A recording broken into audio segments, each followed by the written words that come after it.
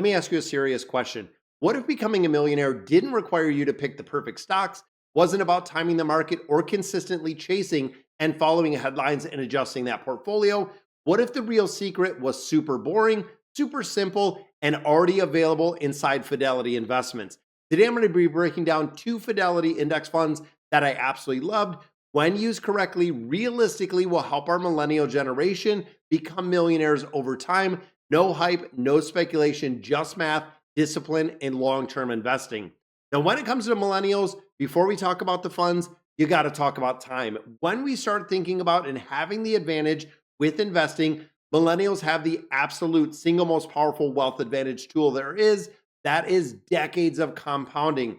You don't need to worry about perfect timing. You don't even need a massive income. You need to consistently invest, looking at low cost, broad diversification, and an extended amount of time within the market itself. That's exactly what these two ETFs provide. Now, the first one we're going to look at is the Fidelity 500 Index Fund. This is the ticker symbol of FXAIX. This is the first fund. It gives you exposure to the largest 500 companies within the United States. Thinking of Apple, Microsoft, Amazon, Google, Netflix. This gives you really all of your advantage, and it is the backbone to the United States economy when you look at the 500 largest company. Now, it works incredibly well, super low expense ratio, a 0.015 expense ratio, broad sector diversification because you're owning over 500 companies, historically returning roughly 10% and over 10% in the last 10 years. Simple, proven, very reliable investment strategy. The fund rewards patience, not predictability. And honestly, this is a core holding when it comes to a portfolio. So thinking of the millionaire math, let's keep it very real. If you're investing $500 per month into this ETF, averaging that 10% return over 30 years, you're looking at $1.1 million with that consistent investment. That means a little bit earlier and even a little bit later, getting that $500 in there. And even if you cap the investment at the $500, you are still going to be north of $1 million. It is not guessing. It is the compounding interest that we're seeing. Most people do increase their contributions as they continue. And as your income grows, you get a promotion, you get a raise, which pushes that number well over that 1.1 million mark. Now, the second ETF we're going to look at is the Fidelity Total Market Index Fund. Again, this is very similar to what we see with Vanguard with the VTI, but the ticker symbol on this is the FSKAX. This again is the total US market. You're owning over 4,000 US companies. So when you think about it and thinking of our first ETF holding the 500 largest companies in the United States, this holds every company in the United States. You're looking at all of your mid-cap companies, you're looking at all of your small cap companies, and you have a direct overlap with that S&P 500 with those large cap companies. While the focus or the majority of this, roughly 80%, is into those large cap companies because they are market weighted, you do have exposure again to those mid cap and those small cap, which sometimes can supercharge and grow much faster over time, adding in diversification and adding in your essentially your fundamental. Again, when you think of the choice between these two, if you're looking at something that just covers the S&P 500 or something that covers the market in the entirety, you are going to choose one of these two ETFs to be these foundation, or you could even match them together to have a little bit more exposure. And I'm going to show you exactly how that works. The strategy isn't about finding one perfect fund and holding it for all of your life. It's about building a very simple, very sustainable system. And a clean approach would be 50%. If you went in 50% for that large cap, even went in 50% for that total market, you are going to have that large cap overlap, but that's okay. You get, again, some diversification, owning the mid caps and those smaller caps. You get lower fees, stronger long-term growth in there. And of course, you minimize complexity. You don't need 8 funds. You don't need 10 or 15 ETFs. You don't need to consistently change anything in the portfolio. You just need to put money in there and let the magic work.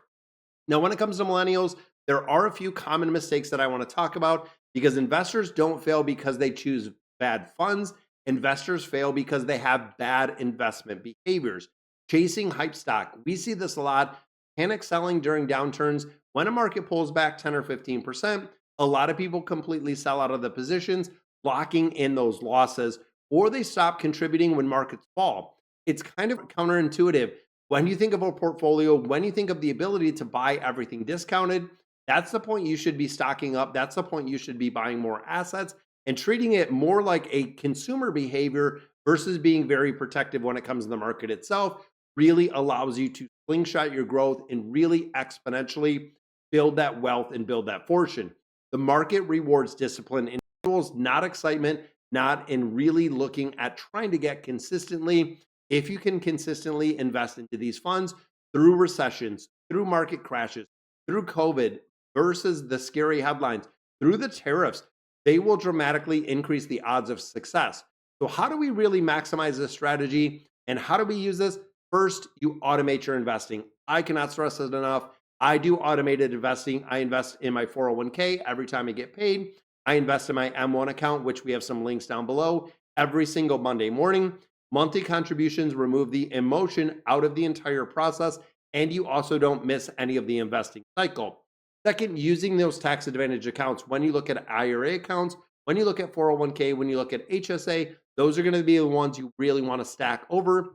And then, of course, as time increases, as you get a pay raise, as you get a promotion, as you move into your career, increasing those contributions over time, lifestyle inflation will absolutely crush your wealth. Conservative and being consistent investing will build that. So, big picture, guys, when you start looking at this, not flashy at all. It's really built on long term market growth, low cost, really human behavior, and consistency over a multitude of decades. Millionaires are not geniuses at picking stock. And when you start looking over a 30-year period, above 99% of financial advisors do not beat the S&P 500 itself. This is why when you create time, patience, and discipline, you will do incredibly well when it comes to the market. Some of my final thoughts here, guys. You don't need to beat the market. You just need to own the market. When you get to a point, it is about the accumulation of assets. And when you look at these two ETFs, it is exactly what you're doing. When you start investing in a company like Apple, when you start investing in Nvidia, when you start looking at Alphabet, investing in these companies, you are an owner. All of the employees of that company now work for you, from the CEO to the janitor. They are now working for you. You are an owner of that company. You might not own all of the company, but as in really the accumulation of assets to generate income is the big game. When you start getting to retirement, when you start looking at bigger portfolios, being able to hold enough assets to actually cover all of your expenses in its entirety is exactly what you want to do. And holding, again, either one of these Fidelity ETFs will do exactly for that.